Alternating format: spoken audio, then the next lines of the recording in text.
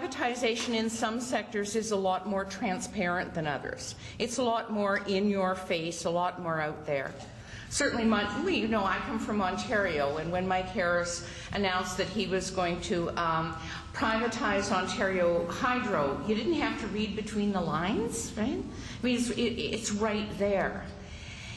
And in some other sectors, our antennae are pretty attuned to privatization because we value them so much. So when Alberta passes legislation that enables private hospitals, we in British Columbia and Manitoba and Ontario pay attention.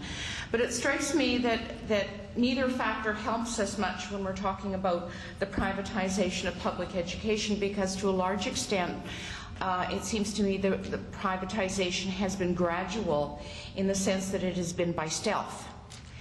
That most of the privatization that has gone on in our schools has not been announced proudly by neoconservatives, but apologetically as something that's really intended to improve your schools, and using some of the language, some of the dogma that's used for healthcare.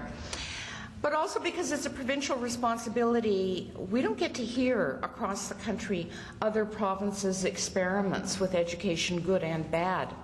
And so what I'm going to talk about tonight in P3 comes from the story of P3 schools, an extensive experiment that took place in Nova Scotia starting in 1994. So we do have evidence to look at that most of the rest of the country, of course, has not paid attention to.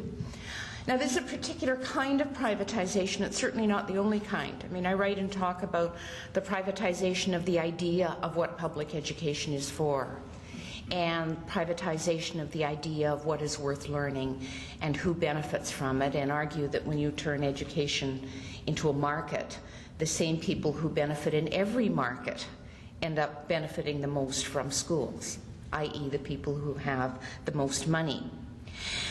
But I'm not going to talk about that so much tonight, but rather talk about P3 as a way for the private sector not just to influence public education, but to own it. Because applied to education, P3 is the private ownership of public schools. Well, of course, the argument that with P3 schools is all other kinds of P3s, that this is primarily economic. That if you can get the private sector to build and finance schools, it will reduce the draw on the Treasury, the public Treasury, both short-term and long-term. Now, the way it works is that a school board or a province, depending on the kind of structure you have, then leases back this privately built school for a period of 20 or 35 years, and then at the end gets to buy the whole thing outright. But during the period of time, during the lease, the school is owned by the builders. So when you hear me say owners or builders or contractors, they are all the same people. P3 schools are also called leaseback schools, a term I assume P3 advocates think is somewhat less sinister than P3. That was their experiment with compulsory privatization of school construction. This was not optional, it was compulsory. Nova Scotia built 30 schools this way, starting in 1994. There were 100 more in the books when the whole thing crashed and burned in the year 2000. That's the good news, right? We have a complete 6-year story in which it ended up crashing and burning. Although it isn't limited to Nova Scotia, New Brunswick, Prince Edward Island, and Alberta have also dabbled in leaseback schools, and apparently they're common in the United States. And I think, in fact, that you're quite right here. I think there's every indication that your government does intend to P3 on your education system. Just see if you're listening. But you do have the advantage that Nova Scotians didn't enjoy, because you do have this history to work with. And I think it's important to keep in mind what caused the demise of P3 schools. As best I can read it from afar, it really wasn't that the public was all that distressed with the idea of private ownership of public schools. Actually, it turned out that there was a lot of Enron-esque accounting going on. And in fact, if you read Hansard for Nova Scotia, you will find the Nova Scotia provincial auditor testified that in his opinion, the the only motive behind the government's P3 school initiatives was off-book accounting, that was in effect to make the provincial deficit look lower because the cost of schools was going to be spread out over a longer period of time. Of course, they ended up paying a great deal more.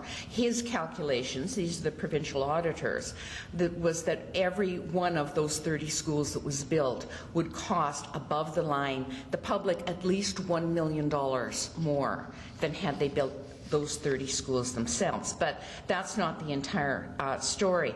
That's what the provincial auditor was prepared to say. What the opposition said and the newspaper said was quite different. There were a lot of improprieties, shall we say, going on that many called scandals.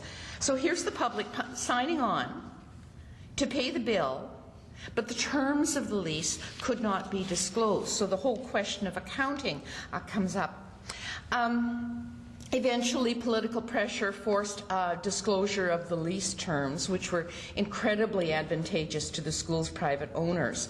So the public was responsible for operating costs, the costs of ongoing capital improvements, repairs, technology upgrading costs, and you can be sure that these schools were wired to the limits, making techno providers very happy. So the public sector bore all the risks of unpredictable and escalating costs, right? The operating costs, the repair costs, whereas the private sector builders undertook no cost at all and had a guaranteed 90% return on their investment. But not only did they get a terrific deal on repayment terms, the private pot was further sweetened by exempting owners and builders from any legal or financial responsibility for shoddy school construction or even faulty wiring or plumbing. Just a terrific deal. There are other hidden costs of P3s. Every P3 school means a decline in tax revenue. Since corporations owning and building these schools are entitled to a federal tax break called the capital cost allowance, which allows the builders to write off 100% of the cost of the facility. In other words, citizens pay twice, right? They pay the lease and then they don't get the tax revenue because they have subsidized that as well. Buried costs and staffing. Ministries and school boards had to hire a whole lot more people to filter through all of these P3 proposals, many coming from communities who had been promised that they could have something for nothing, and by the way, it was the only way they were going to get a new school. The kinds of schools that communities were talked into were absolutely extravagant. It was really quite unbelievable. See if I can find this. Incredibly elaborate. Bells and Whistles Horton School in Nova Scotia P3 has an orchard, an amphitheatre, 2 soccer fields, air conditioning, and 2 sets of shades for the windows. Meanwhile, in nearby Kentville, the community held a bake sale to buy drapes for the bare windows on the south side of their hot and leaking school. I could go on. What you also should know is that the owners do own the school. Most of the deals say after 3 p.m. the school owner can use the school and its facilities for anything that it wants to. So it's bringing in Sylvan Learning Systems. It's doing for-profit technology enrichment for kids who are, 7, 8, and 9 years of age. And then in the evenings, it's bringing in private corporations to give sort of instant credentials in technology, upgrading skills for adults. And school in New Brunswick, finally, after a lot of public pressure, the public was allowed to use the school 1 night a week. The same night every week. So parent-teacher interviews, the play rehearsal, the band concert, everything has to take place on the same night every week in the school.